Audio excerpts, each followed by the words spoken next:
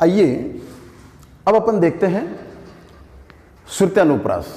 जैसा कि नाम से स्पष्ट है, श्रुत्या यानी जिसको सुनने से एक आनंदानुभूति होती है, सुनने में जिसकी एक अनुप्रास की स्थिति महसूस होती है, उसे श्रुत्यानुप्रास कहेंगे। यानी एक ऐसी स्थिति जहाँ पर वर्णों को सुनने पर अपन को ऐसा लगता है कि हाँ ये बारंबारता चल रही है।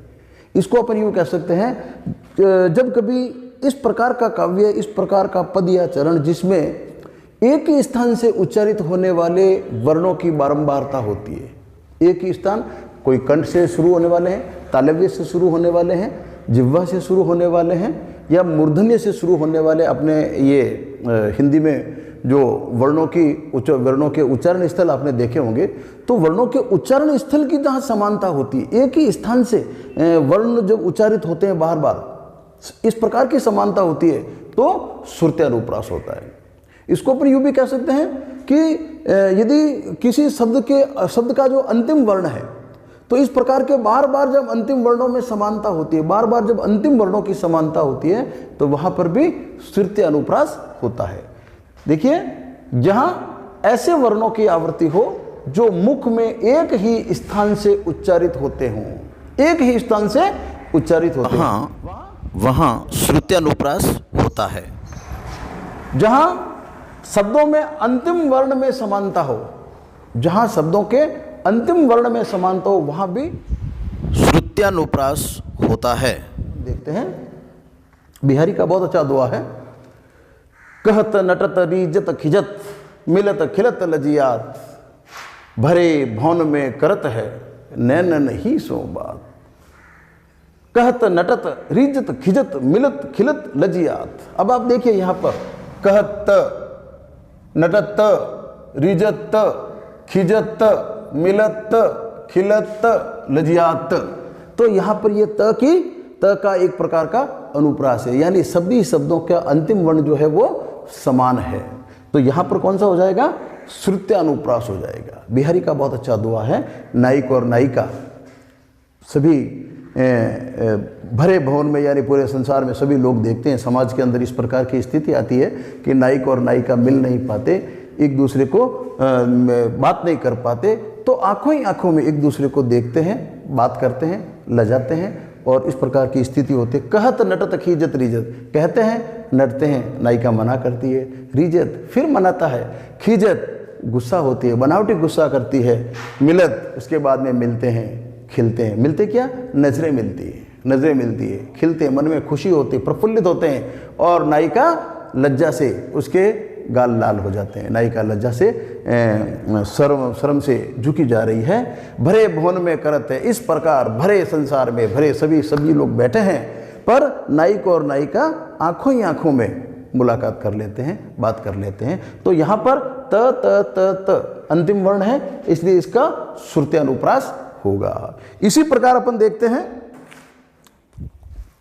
अगला, शेष महेश गणेश दिनेश सुरेश हूँ आदि निरंतर गावे। शेष महेश गणेश दिनेश सुरेश हूँ जाहि निरंतर गावे। जाहि अनादि अनंत अखंड अछेद अभेद सुवेद बतावे। नारद से सुख व्यास रटे पचिहार तहु पुण्य पारन पावे। ताही अहिर की छोरियाँ छचिया बर छच पे नाच नचावे। ताही अहिर की छोरियाँ छचिया बर छच पे नाच नचावे। बहुत ही अच्छा पद है रसखान का, कृष्ण की बाल लीला का। कृष्ण भगवान, बालक कृष्ण एक मामूली से छाछ के लिए, मक्खन के लिए गोपिकाएं उनको नचाते कि नहीं, पहले नाच के बता तो मैं तुम्हें मक्खन दूं, तो फिर मैं छाछ डालूं। रसखान कहते हैं इस दृश्य को। रसखान लिखते हैं, शेष महेश गणेश दिनेश सुरेश जाहि निरंतर गावे। ये जितने भी ब्रह्मा विष्णु महेश, जितने भी बड़े बड़े जो सृष्टि के निर्माता भगवान हैं, वो स्वयं साक्षात जिसका यश गाते हैं, जिसकी वंदना करते हैं, किसकी? कृष्ण भगवान की, जो विष्णु के अवतार हैं, उनको गाते हैं। तो उनको आज ये करते हैं, उनको आज गोपिकाएं नचा रही है। देखो इसके अंदर ही अपन अनुप्रास देखते हैं अपन श्रुत्यानुप्रास। शेष ये स आ गया, महेश स आ गया, गणेश स आ गया, दिनेश स आ गया। तो यहां पर देखिए आप श्रुत्यानुप्रास। इसके बाद में देखिए सुरेश हूं जाई निरंतर गावे जाही अनादि अनंत अखंड। अब देखिए यहां पर अ अ अ अ ये कौन सा हो गया? वृत्या, वृत्यानुप्रास। ये कौन सा हो गया? देखो अ एक बार, दो बार, तीन बार, चार बार। अनादि अनंत अखंड अछेद और अभेद, ये कौन सा हो गया भाई? वृत्यानुप्रास। देखिए इस पद्य के अंदर श्रुत्यानुप्रास भी आ गया, वृत्यानुप्रास भी आ गया। नारद से सुख व्यास, ये देखो स और स, ये नारद से सुख स स, ये छेकानुप्रास। एक बार ये देखो यहां पर नारद से सुख व्यास रटे पचिहारे तौ पुनि पार, पुनि पार, ये देखो यहां पर दो बार प और प, ये भी कौन सा है? छेकानुप्रास। ताही अहिर की चोहरियां छचिया, देखो छ छ छ छ, ये भी छेकानुप्रास। ताही अहिर की छोरियां छचिया भर छाछ पे नाच नचावे, भर आ गया बीच में, बाकी ये भी वृत्यानुप्रास हो जाता। और नाच नचावे, देखो यहां पर भी नाच नचावे, ये भी वृत्यानुप्रास, ये छेकानुप्रास हो गया। तो आप देखिए कि ये जो पद्य है अपने आप में अनुप्रास अलंकार का बहुत बड़ा उदाहरण है। आप इसके याद कर लें और परीक्षा में यदि आ जाएं तो एक ही आप पद्य याद करें और उसके सारे अनुप्रास अलंकार अपन लिख सकते हैं। छेकानुप्रास लिख दिया, वृत्यानुप्रास लिख दिया, श्रुत्यानुप्रास लिख दिया, श्रुत्यानुप्रास लिख दिया। और उसके बाद में अपन देखेंगे अंत्यानुप्रास। और अंत्यानुप्रास में होता है क्या? अंत में तुकबंदी मिलाई जाती है। जब कोई पद्य की चरण होते, पद्य में चरण होते, काव्य में चरण होते, और चरण का जो अंतिम वर्ण होता है, अंतिम मात्राएं होती है, अंतिम शब्द जो होता है, और उसकी अंतिम शब्द की अंतिम वर्णों का जो समान वर्णों का प्रयोग होता है, छंद के चरणों के अंत में जहां समान वर्णों का प्रयोग होता है, अर्थात तुकबंदी, जिसे कहते हैं ना अपन तुकबंदी, तुक मिल गया सब, वो तुकबंदी को ही अंत्यानुप्रास कहते हैं। तो यहां पर देखिए आप गावे, ये देखो गावे, वे आ गया, वे आ गया, वे आ गया, वे आ गया, तो ये क्या है?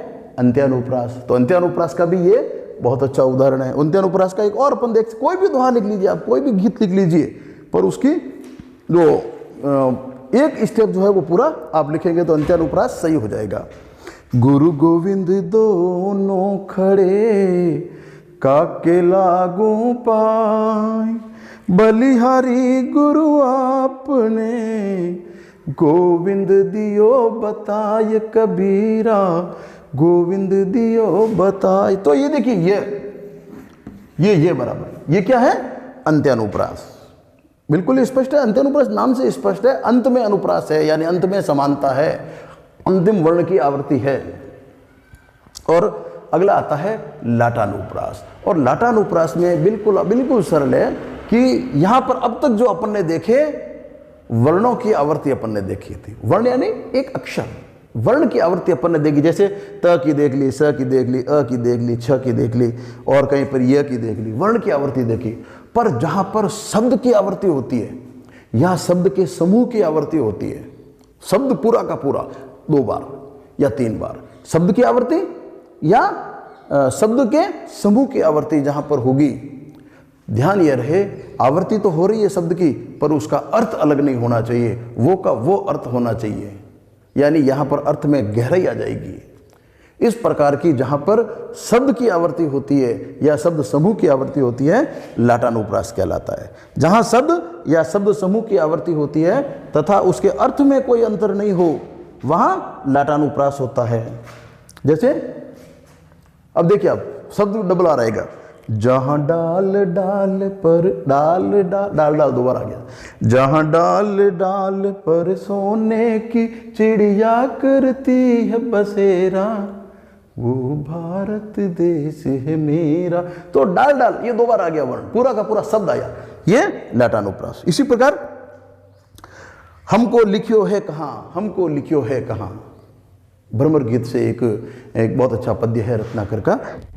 भ्रमर गीत में उद्धव जी आते हैं चिट्ठी लेकर, तो सभी गोपिकाएं आती, वो एक कहते हमको लिखियो कहां, दूसरी कहते हमको लिखियो कहां, सभी वो उसको ढूंढती, अपना अपना नाम ढूंढते, मेरा नाम कहाँ लिखा, मेरा नाम कहाँ लिखा। तो इस पद्य के अंदर हमको लिखियो है कहाँ, हमको लिखियो है कहाँ, पूरा का पूरा शब्द समूह 2 बार आ गया, ये लाटानुप्रास है। इसी प्रकार एक गीत है, आपने सुना होगा, रोते रोते हंसना सीखो, हंसते हंसते रोना, जितनी चाबी भरी राम ने उतना चले खिलौना।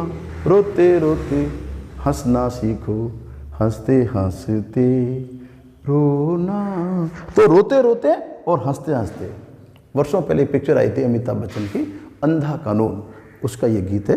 अब तो यहाँ पर भी लाटानुप्रास। तो इस प्रकार ये शब्दालंकार जो है, शब्दालंकार का पहला अपन ने देखा अनुप्रास, और अनुप्रास के 5 रूप अपन ने देख लिए। छेका अनुप्रास, छेका यानी एका, वृत्ते यानी बारंबार, 2 से ज्यादा बार, यानी इसमें एक बार आवृत्ति होगी, इसमें 1 से ज्यादा बार आवृत्ति होगी।